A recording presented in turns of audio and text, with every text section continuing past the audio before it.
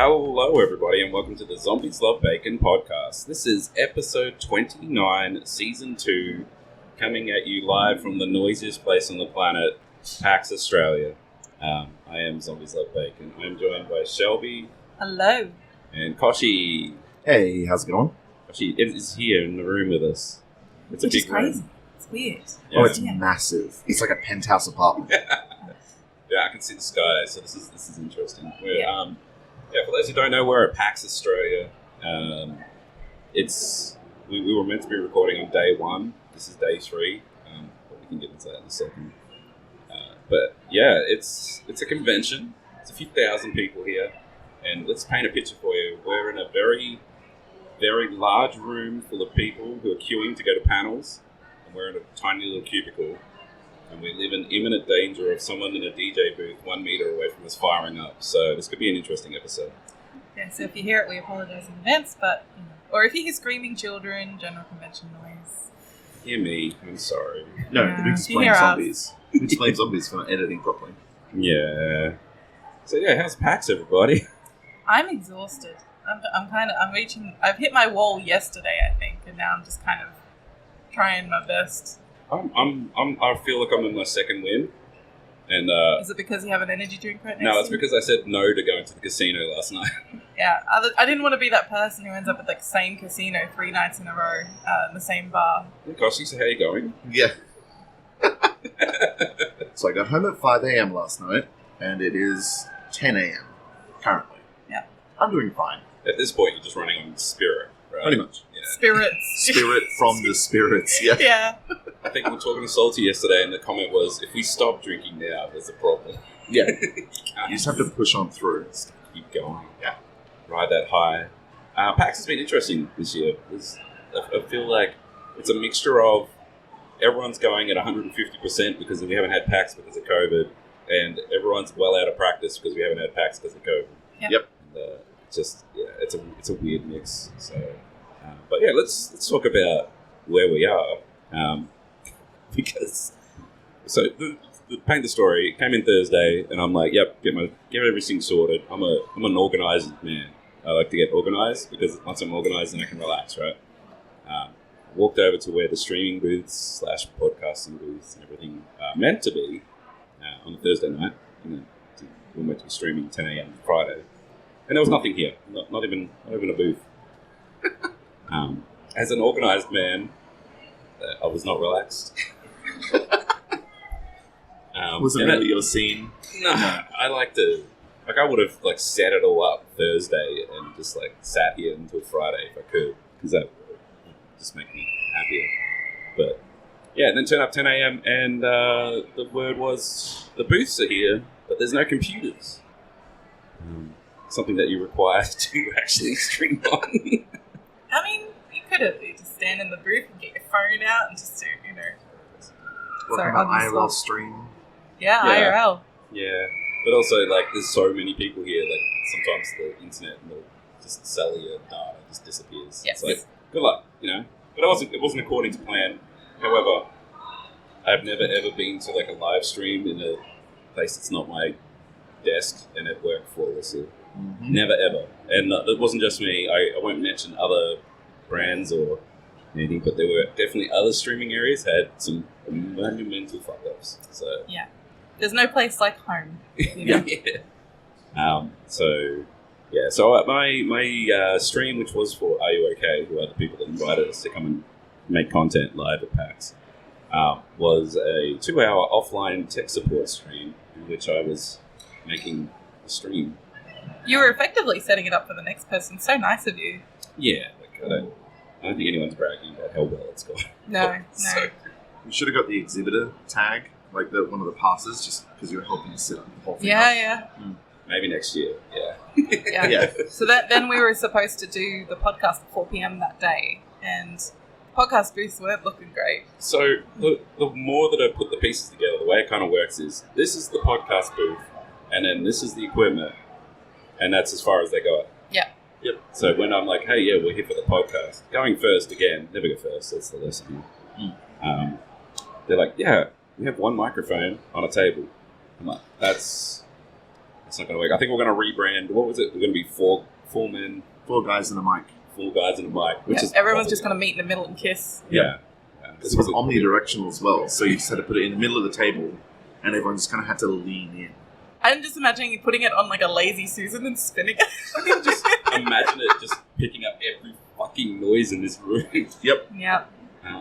I don't know. It was a mess. So it looks like someone's come in since. They've plugged the computer in. There's easily a few $1,000s of mixers and stuff here that just aren't plugged in. But we have 4 mics and 4 headphones, which is fine. I would say that Vince couldn't make it because we had to reschedule, but wasn't going to make it to the original schedule either. So I don't know how that works. Yeah, he ended up at Chadston and then he went to get a tattoo. I don't know, there's this whole thing with everyone keeps flying into Melbourne for a convention, but then they also get a tattoo. Well, it's not even that though. If you think about it, it's like so many people just fly into Melbourne. It's like, PAX is on, I'm going to Melbourne. Are you going to PAX? Nah. Yeah. It's like, oh, okay. I mean, Melbourne must be just fucking breaking it in hotels. And yep, we were having a conversation yesterday. We were at the Fortress thing, and the Fortress Gala, which is what it is. They're raking it in for no other reason than PAX is happening. Mm-hmm. Like, they didn't make that happen, but they're getting rich. So... the lesson is to open a gaming bar before PAX next year. Yeah, that's the money. And then put the prices up approximately 20%. Or just like rent a venue. So like make a gaming bar for 2 weeks. Yeah. And then once PAX is over, pop-up bar.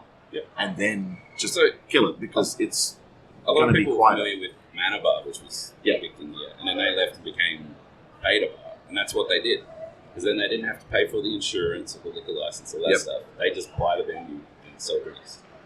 Done. Easy. So, Pretty impressive. what, like a ZLB bar? We could do a podcast live from the bar. TeamOCE bar? I don't know. Actually, I think Zombies loves booze. IGN used to do a podcast. They did one at PAX, actually, and it was the Pubcast.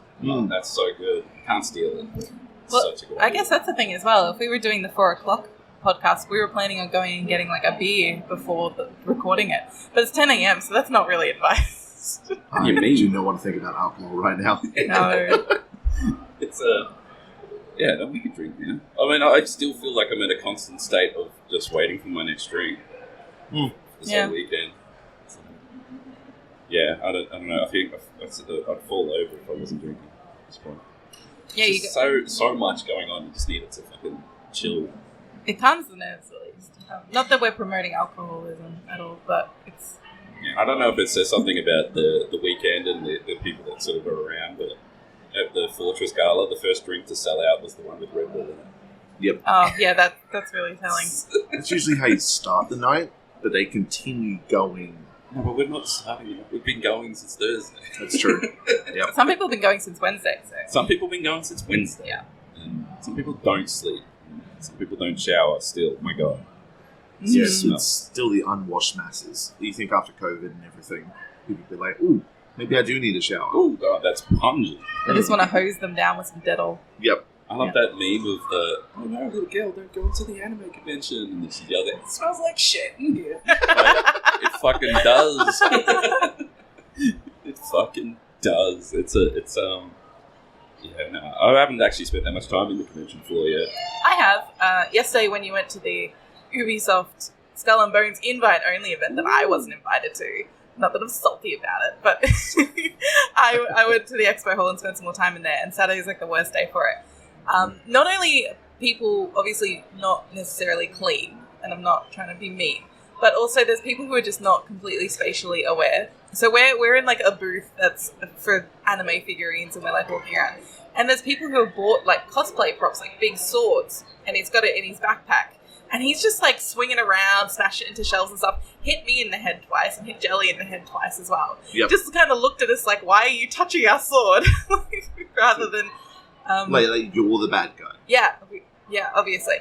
And then suddenly there was another guy and he just looks at me. He goes, some people just are not aware. He's like, I got one of those, but I've tied it up to my bag correctly so I'm not assaulting everyone to turn around. Yep. And It's not hard. It's not hard. And yeah, it was just... that and like bumping into people and things like that, just people just not aware. And I think maybe too many years away from conventions maybe. I don't know if it's just me, but the daughter was doing it. The people that just No, the people that just stop. Yeah. Like you're walking through, they're standing in the middle of the Yes. convention thing, and then they see something, and instead of going off to the side They just stop. and staring at the thing, they just stop. Yep. And you're the bastard if you're the one that runs Like, into them. If you're walking slow, I get it. You might be taking it all in, whatever. Pick a fucking lane, alright? Yeah. Just pick a fucking lane. It's like walk driving. to the left, walk to the right, whatever. I don't give a shit. Just stop wandering back and forth and in the way. Yeah. No. Particularly when you're having a lot of time, you're trying to get from fucking one end to the other. Yeah. And sometimes it's just like, why is there so many fucking people in this walkway? There is no reason for you all to be here. And you get through it and there's no one at the other side. I'm like, what were they doing? Yeah. Anyway, it's just convention stuff. And some people don't have queue etiquette either. Yeah, and I think there's golden rules of PAX, right? Number 1, wear comfy shoes. I don't give I've a shit learned what they look like. Fucking wear comfy shoes. I got my memory foam sketches, baby. My feet are on clouds. Oh Very yeah. nice. Number 2, Hashtag wear sponsor deodorant. Wear deodorant and fucking wash yourself. Simple. Shower every day. That's weird. That should be a life thing you've learned by now. It's on a shirt. That needs to be on a shirt somewhere. Yeah, I don't care if you stayed out Just till like fucking wash yourself. Yeah. I don't care if you stayed out till like 6 a.m. drinking. You have to fit in a shower somewhere before you get back to the convention. I'm Maybe- showering twice maybe a day. two. Maybe Yeah, 2. twice a day. Yeah. Honestly, twice a day. You could not shower enough. Yeah. It's honest. Just fucking do it. If you feel at all like, oh man, I might be a little bit dirty, a little bit sweat, fucking shower. Yes. My advice if you're somebody who's wearing makeup, always make sure you wash your makeup off correctly at the end of the day. It stops you looking so yuck and feeling so yuck.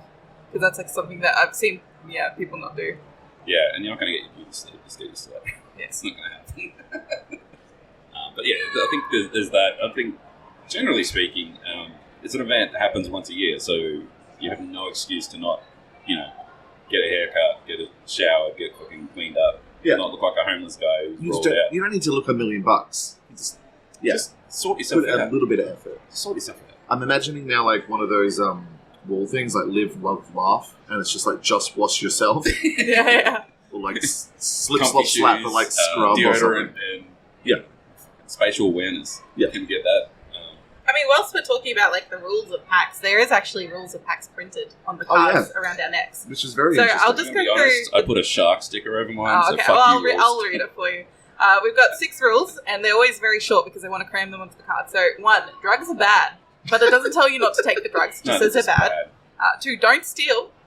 3, don't punch or kick people. It didn't say anything about biting though. Biting's on the table. Biting is from Crunchyroll Expo, not the here. Oh, jeez. Wait. 4 is for no cheating, which could mean a lot of things. Not cheating on your partner. No cheating on your partner in PAX. 5, don't harass anyone.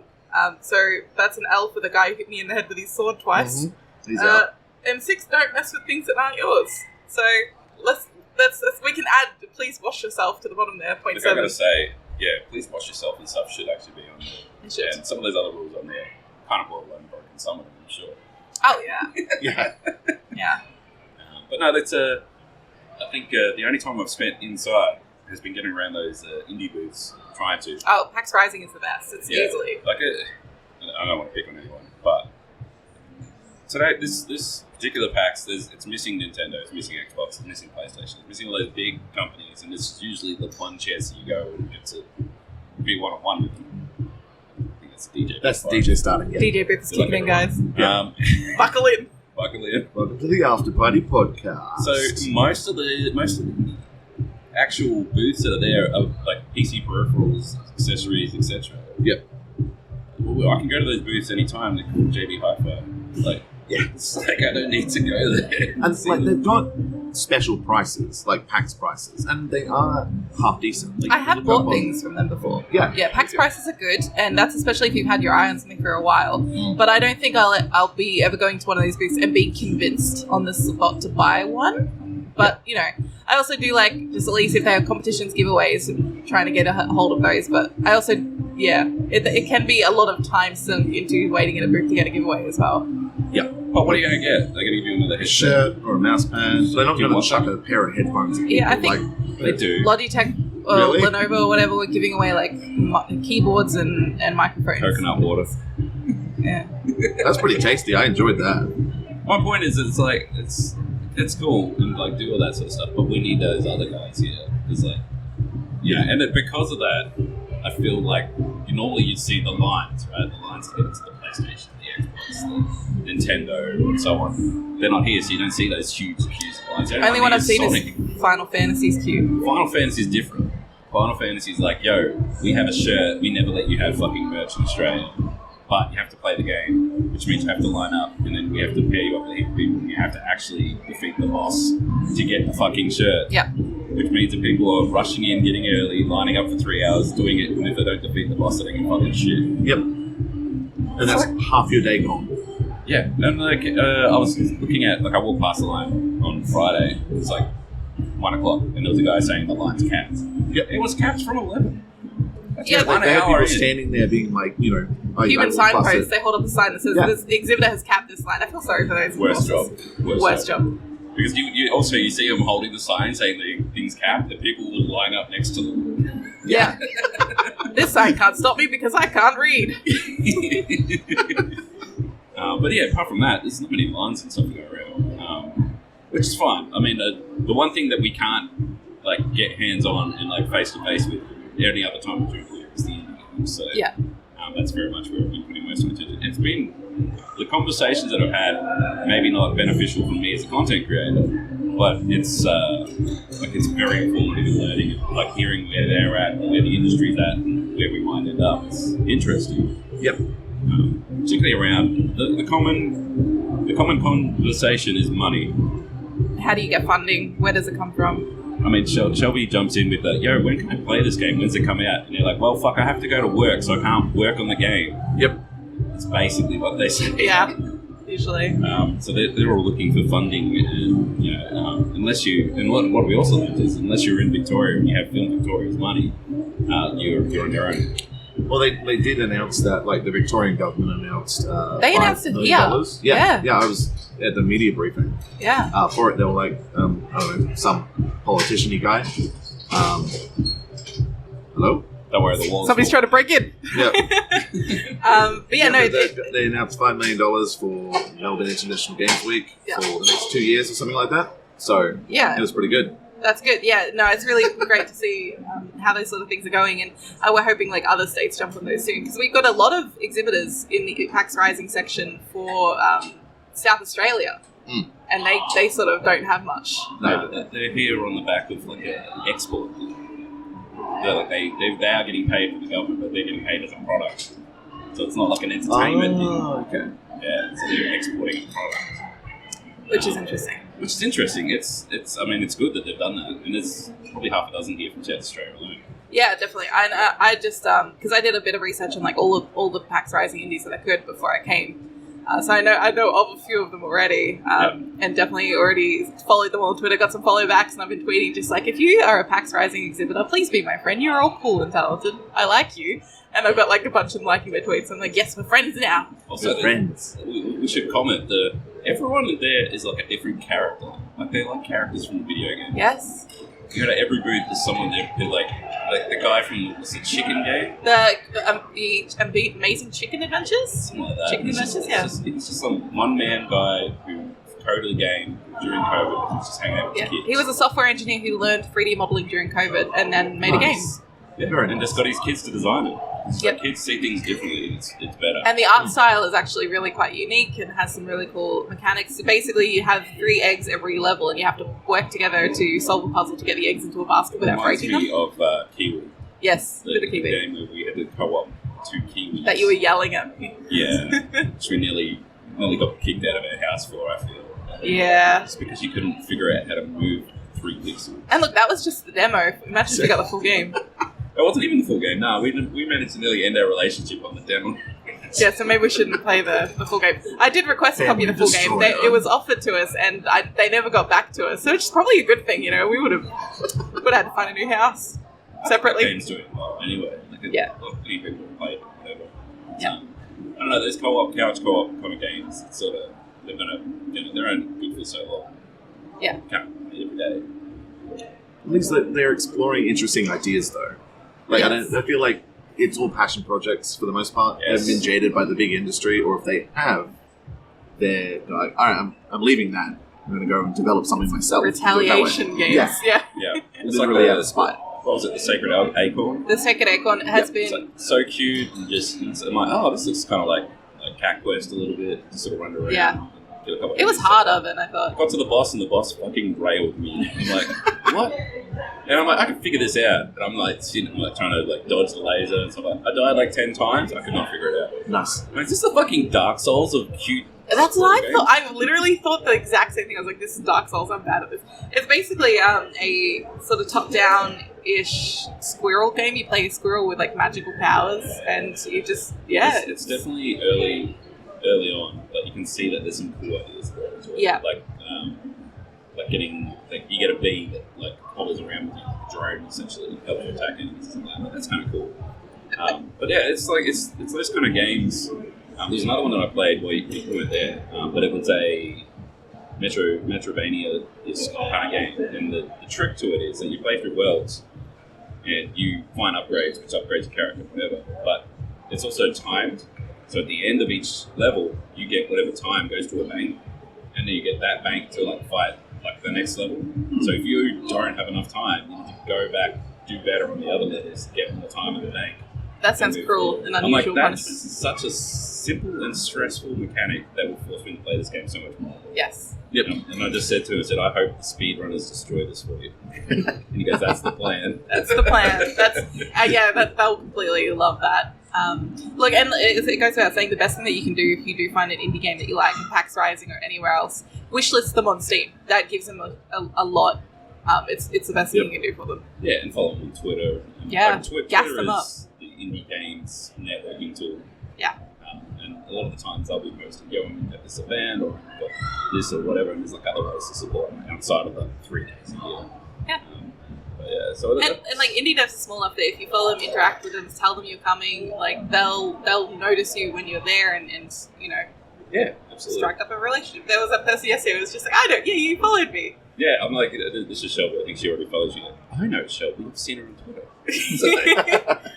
Yes, I've made it. I could just picture the poor guy is sitting there, and it's like every time it goes, you have a new follower. He's like, oh my god, who is this? Yeah, that's how I am with Twitter. So, but we could probably deep dive in the games at another time. Because there's only played probably a dozen of them so far. But every single one totally different to the next. Yeah. It's a cool kind of thing. But speaking of kind of cool things as well, I did go to this Ubisoft thing. I can't talk about some things, but I can talk about the game itself because we got to deep dive into some of the single player and multiplayer. It's basically like when you're playing it, if you said to me this is Black Flag footage, I would believe you. Yep. It's still got those bones of that game in there. But they've added a heap of stuff that would compete with Sea of Thieves.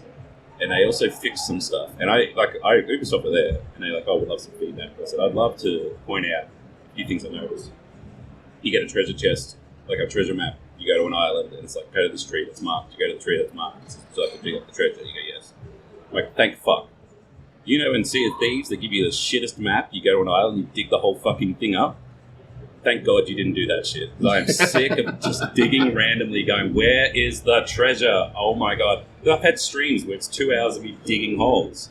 Yeah, and it has to be here. The map is here. Sea of Thieves kind of got to a point where I was constantly Googling, like, what does this riddle mean? Even though I should be able to figure it out by myself, but I'm stupid. Once you're out of your ship and you're on an island, safe zone. There's no PvP on islands, nothing like that. It is, if you are going there, you're just going there to dig up your treasure. It's like a part of the mission. It's not the mission. Oh, that's so good. I mean, like... No more people hiding on islands and jumping out and stabbing you while you've just dug the 300 hole. Sea of Thieves, you could go to like a really big island. There'll be a boat on the other side that you won't see. You'll park up your boat, you'll go digging, and somebody will come and like blow up your boat with grenades, basically. Yeah, it's there's none of that. So there's no... when you are in combat, you are the ship. Yeah. So you're not a player. You don't have like your players running around the ship. So you can run... there's PvP and PvE servers. Okay, I like that. I'm a pussy, I'll go to PvE. And straight to PvE. Yeah. You can run in a crew of 3, but that means you're a crew of 3 ships. And then your ships have different classes. So you have like a tank, a DPS, and that sort of stuff, a healer, support, and so on. And you can go around and do that similar sort of stuff. Once you get into that, it's basically Black Flag. It's taking out towers. It's going around shooting. You blowing up ships and stuff like that. But the whole point of the game, or the aspect of the game, because I said to him, because again, we got to ask questions and do stuff, which is unique, because normally if we PAX, you line up for an hour, they get you to play for 5 minutes and then they kick you out. Yep. They're like, no, we'd love to hear from 10 minutes. So First thing I asked, is there friendly fire? They couldn't answer that. It just said, say toxic, huh? It's like, no. Accidental. No, it's banter. It's banter. No, the amount of times that we've accidentally lit our CFB ships on fire just from trying to mess with each other, so... Yeah, that's toxic. Yeah, we're toxic. No, that's content. It is content. Yeah, we, content creators, we have a tendency to be chaotic. Because they've been playing it, obviously, and they said, we haven't tried to shoot each other. I said, no, well, next game then, huh? It's weird that they don't see it that way, I guess. Yeah. Like, but that's they're what too nice. They would try that. They're too nice, yeah. Sweet people. They did say if you run into each other, you do take damage. And you can put, like, battering rams on the boats and ram other ships. So there's got to be some kind of friendly damage. Uh-huh. I asked if it was story-driven. It is not story-driven. The single player is all about building up rep with different factions and, like, building the best possible ship and everything else. So it's all about... so you do missions for different factions and so on, but that might piss off other factions, which means if those other factions ever fucking see you, they'll light you up. So then all it becomes like, okay, well, I'm working as a smuggler, and then it's like, okay, well, the authority, if they see you in their trade routes, they're gonna fuck you up. So it's kind of cool in that aspect. So you have to balance all the relationships, essentially. Yeah, or just fucking... Become embrace as OP chaos. as possible, get the two of your mates together and just roll everyone you see. Get everyone to hate you. Yeah, that's it. But they said, like, they're everything remembers what you do. So, like, if you're an asshole to a particular faction, say you sink a couple of their ships because you like some of their... They get a grudge. They get a grudge. Oh. So you have And that to... doesn't go away?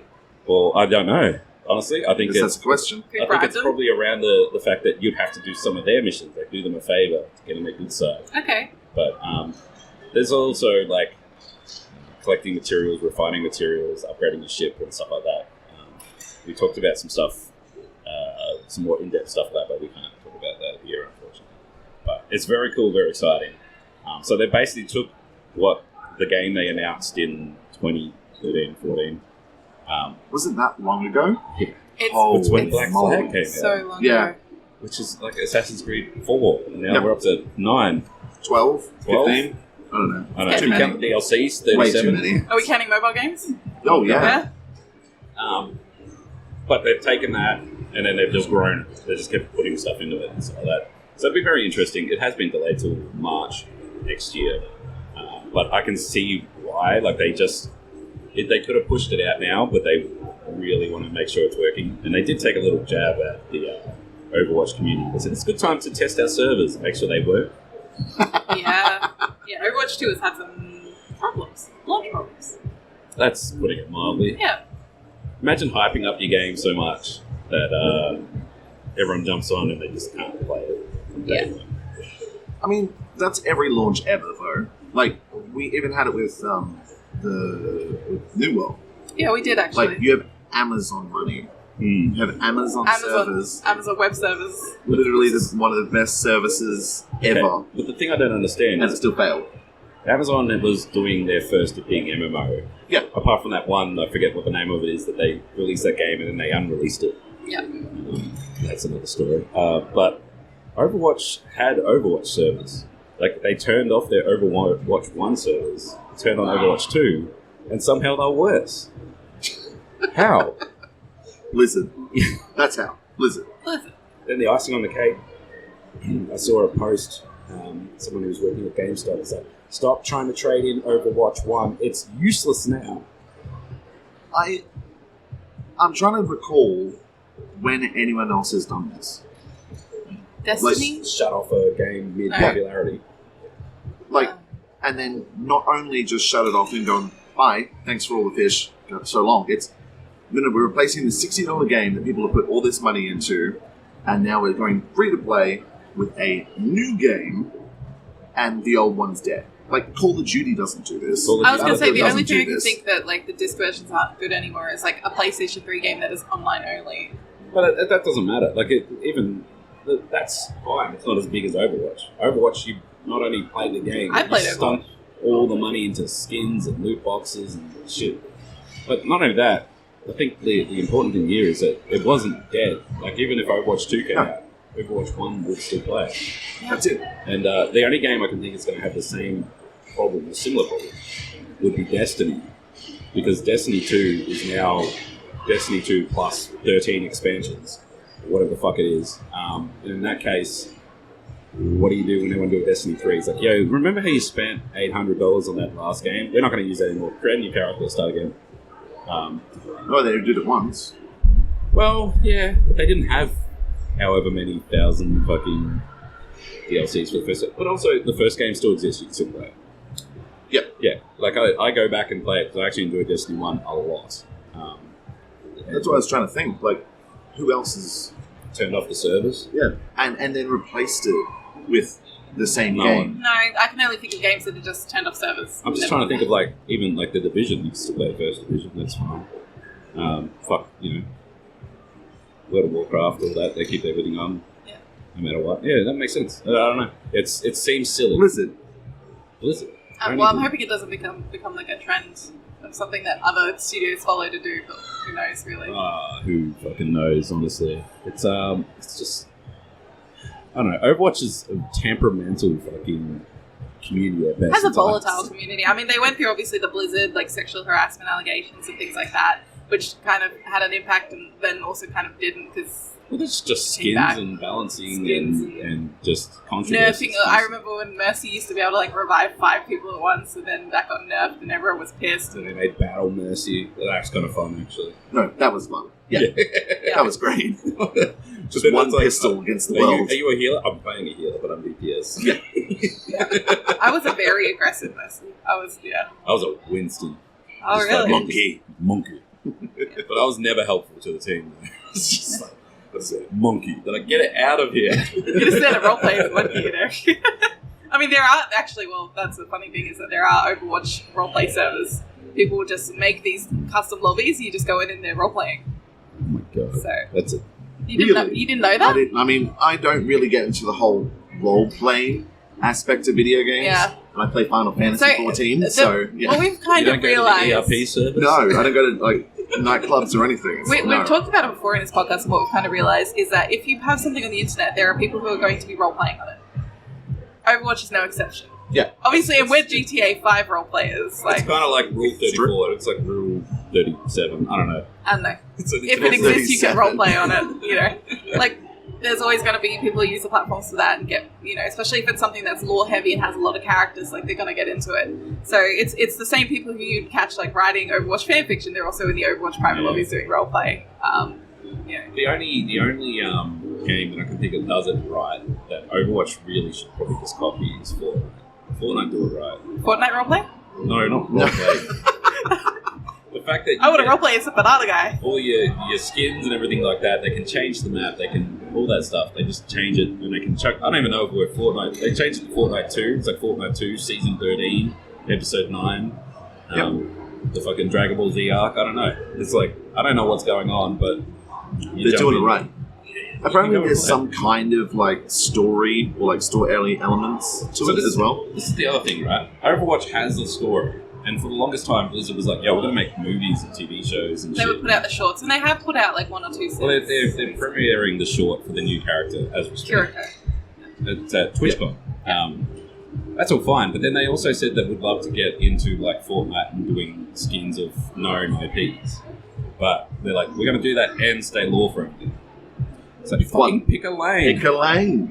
Well, it'll be interesting to see how they try and pull that off. The lore was cool. Overwatch 1, when they started being like, we're hinting at a new enemy, new hero is coming.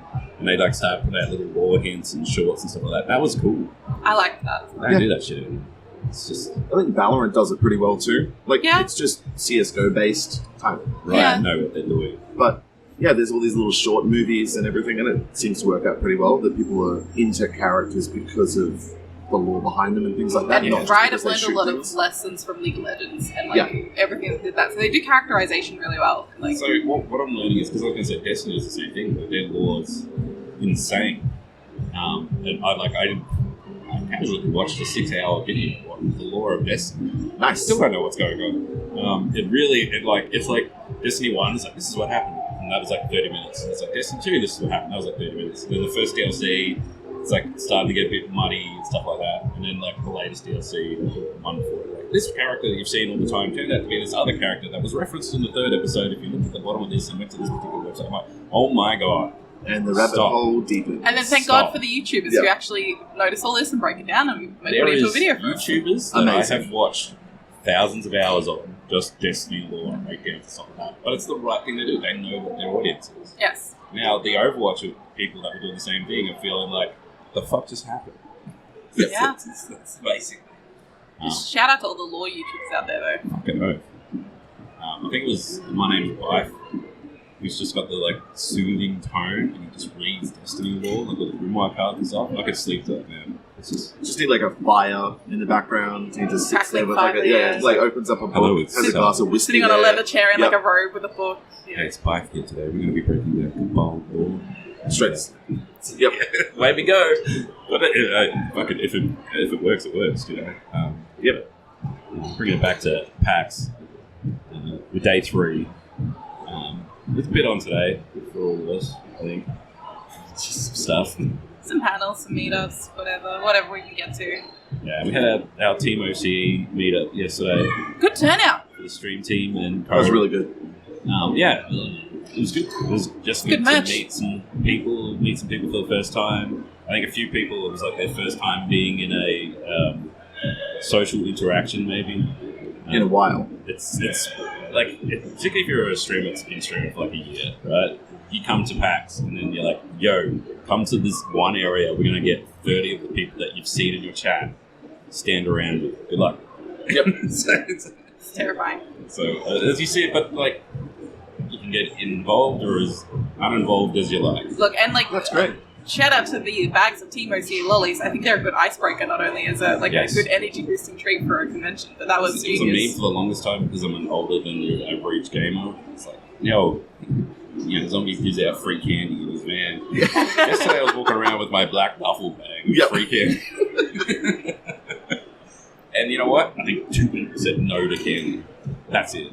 Yep. So, and that's good. Like, each person interacts the way they want. Like, even people who didn't really talk to anyone much, they were just surrounding with the vibe of the group. And they're like, oh, I had a great time. And you're like, sweet, that's great. Yeah, now they know what it's all about. They can prepare themselves for next year. It won't be as scary. No, exactly. I'm one of those really awkward people. Like, I really struggle to approach people and have the conversation, start new ones. And so, at least it was nice to just be around the other humans. Yeah, 100%. It's and like some people, like I met some people, like Salsa was there for the first time, and he's just like, this is a whole new experience for him. Yep. Like, he's looking at content creation differently now because he's seeing what everyone else is like and how they act and do. And then I'm like, this is like, I've been at every PAX. Yep. So I know what to expect. I know where it's going to go wrong and stuff like that. I'm very jaded, yes. Yeah. When did we talk about, like, I turned up to stream and there was no computers. We turned up to the little podcast and there was one mic not plugged in.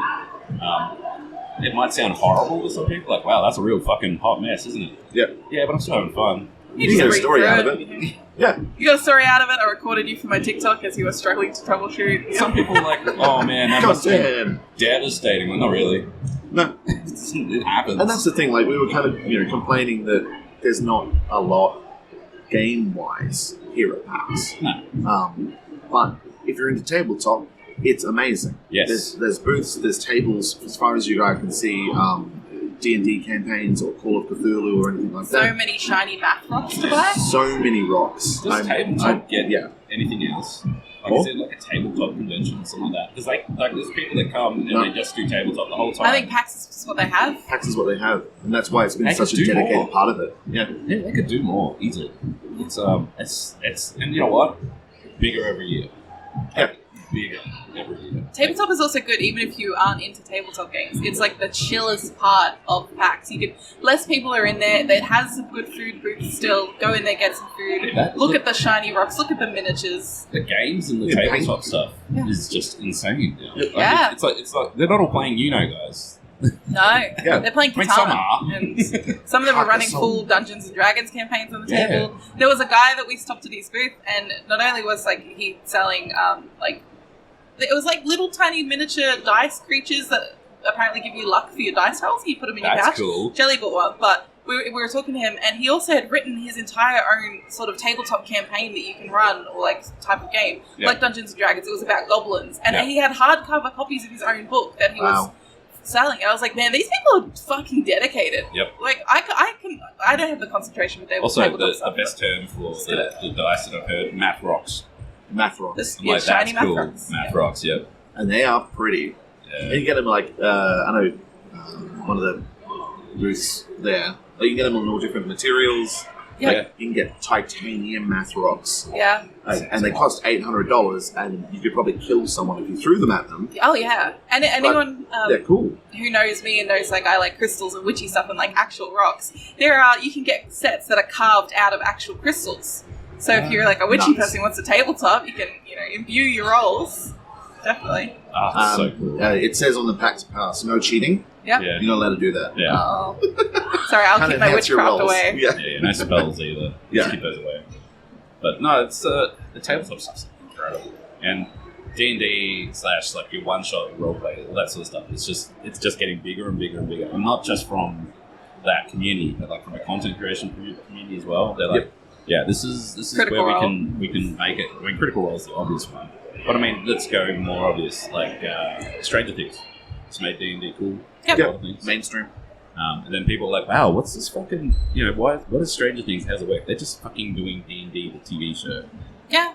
Honestly. And everyone's like opening nailing their old D&D rule books and like finding the lore, that they've referenced and transformed it into like an 80s narrative, and they're like, this character represents this thing in D&D. We've come back to lore, everybody. Yeah. Yep. It's the lore. It's Welcome what to the makes it lore work. cast. Yeah. There's probably lore YouTubers out there for Stranger Things. There is. Yeah. I watch it. Definitely. Yeah, I Episode watch it. breakdowns and everything like that. Well, I'm sure. they're like, oh, we can figure this out based on, okay, well, this enemy's shown up, and he, in D&D, has these abilities and stuff like that. And that's it. They break it down. And you know what? The Duffer Brothers, they've done the same. They put the thought behind it. And that's what makes the show work.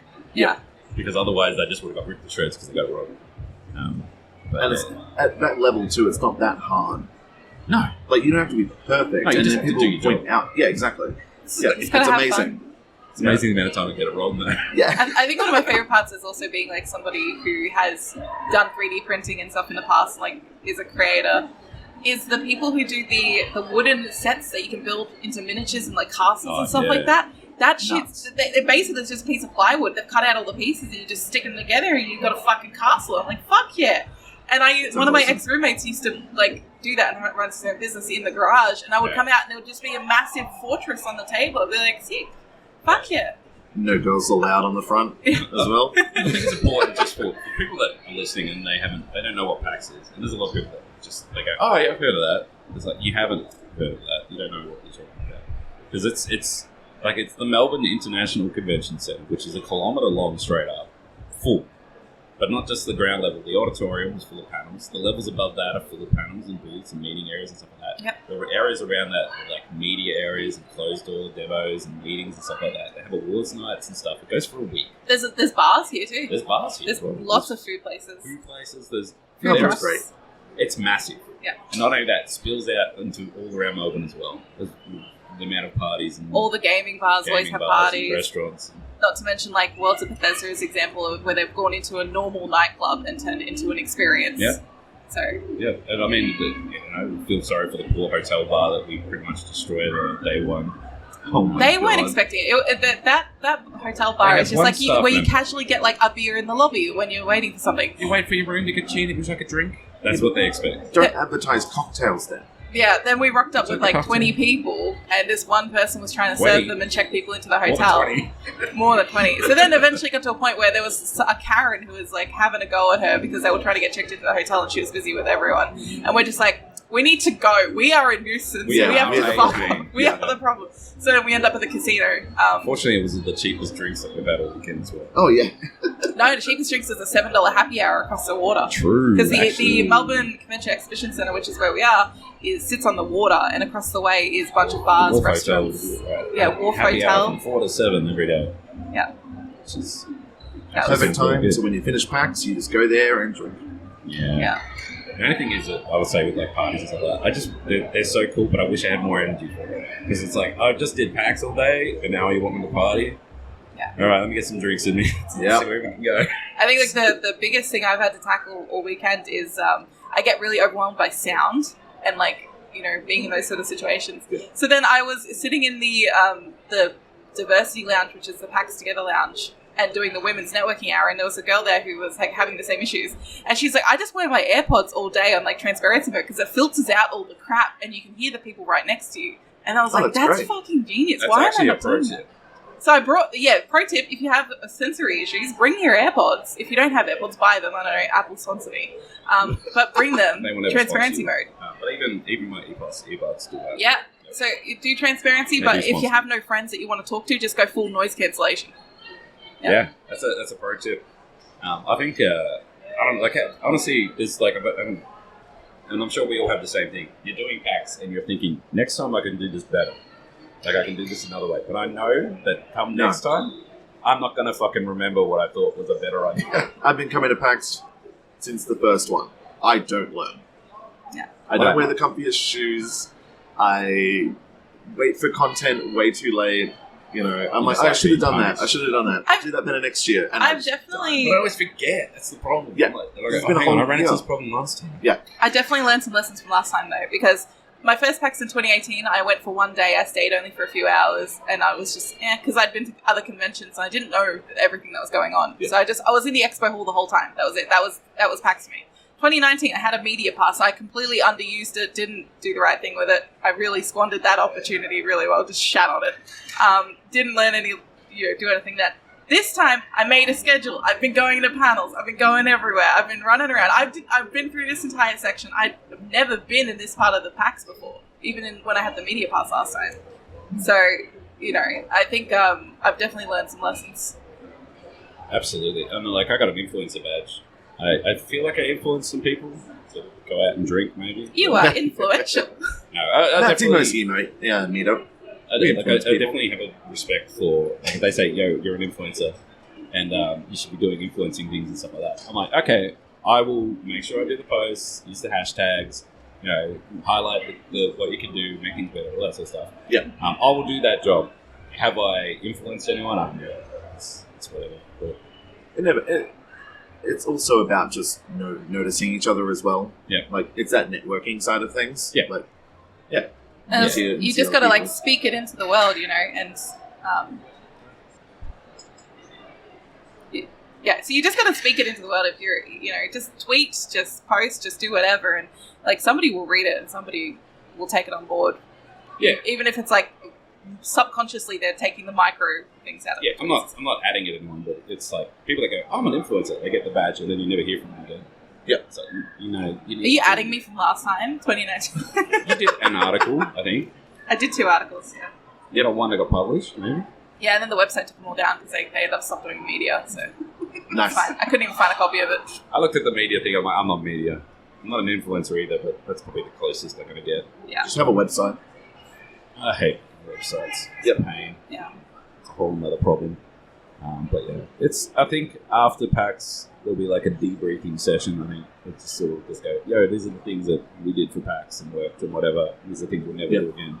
Yeah. Going first for anything that involves technology. Never again. Never. No, never. Don't be first. Don't be first.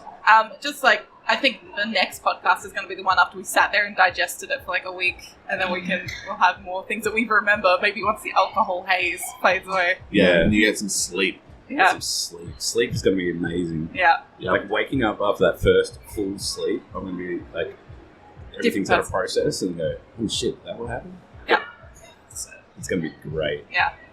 But we do need to wrap things up because we're going to get kicked out of this booth. Also, I just want to point out, the DJ just stopped. Or Yeah. They knew amazing. we were here. Heard us talking shit. They kicked down the door and went, oh shit, and then ran out. Yeah, no, this is I don't know what this is going to sound like when it's finished, but it's different, obviously, because we're not in Discord or whatever. So, but it is cool to be in a actual podcast booth at a live event, running on whatever caffeine and spirit with it left. Yeah. Lots of I was spirits. going to say, like, it's nothing else. There's nothing else we've got to I'm run on. running on vibes only. Vibes, that's it, just vibing. But yeah, let's wrap things up. here. Shelby, do you want to start by plugging yourself? Yeah, I am posting a lot of TikToks these days, including mini PAX vlogs, which is just like 1.5 minutes of supercut of what I've done all day. If you're interested in that, I'm Shellbunny94 on TikTok. You can also find me at Shellbunny_ on Twitter, which has my link tree with everything else you need in there. Yeah, come and have a look at my vlogs. Absolutely. And Kochie? Oh, yeah. I'm doing game review videos at the moment on Kochify, so that's Kochiefy.